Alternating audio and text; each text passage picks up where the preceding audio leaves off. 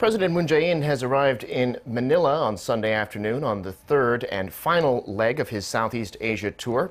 The day before, he reaffirmed with Chinese President Xi Jinping that the two countries will restore their bilateral relations, which had been strained by Beijing's objections to Seoul's deployment of the THAAD missile defense system. Our chief Blue House correspondent, Moon Connyoung, reports from Manila. Global leaders have begun to arrive here in Manila, the Philippines, to attend the 31st ASEAN Summit, and that includes South Korean President Moon Jae-in on the third and final leg of his 8-day three-nation Southeast Asia tour. Arriving in Manila to attend a series of ASEAN-related summits, President Moon Jae-in's agenda isn't too different from his first two stops of the three-nation tour, expanding ties with the ASEAN region and rallying support for South Korea's policy against North Korea's nuclear program. But he definitely travels with a lighter heart as his Manila trip comes in the heels of a crucial face-to-face with Chinese President Xi Jinping in DANANG the evening before.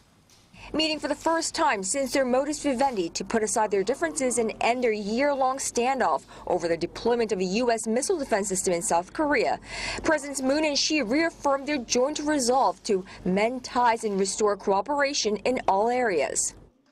한중 외교 당국 간 협의를 통해서 두 나라 사이에서 모든 분야의 교류 협력을 정상적인 발전 궤도로 조속히 회복시켜 나가기로 합의한 것을 매우 기쁘게 생각합니다. China-South Korea relations and the situation on the Korean Peninsula are at a pivotal stage. I believe our meeting today will serve as a critical opportunity for the development of our bilateral ties and our cooperation and leadership on issues engulfing the Korean Peninsula. Following the roughly 50-minute-long bilateral, the Blue House said there was an air of determination to push the relationship forward at the sideline summit talks in DANANG. The leaders shared the view on the need to manage the current security situation on the Korean Peninsula in a stable way and agreed to peacefully resolve the North Korean nuclear issue through dialogue. For this, the two countries decided to strengthen strategic talks on all levels.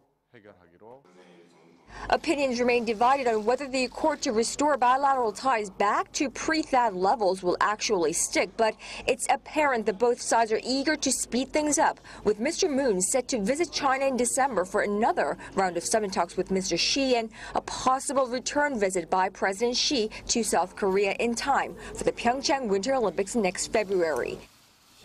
But before that, a separate meeting between South Korean President Moon Jae-in and Chinese Premier Li Keqiang on the sidelines of the ASEAN-related summits will show whether the strongest steel is indeed forged in hottest fire. Moon Connyoung, Arirang News, Manila.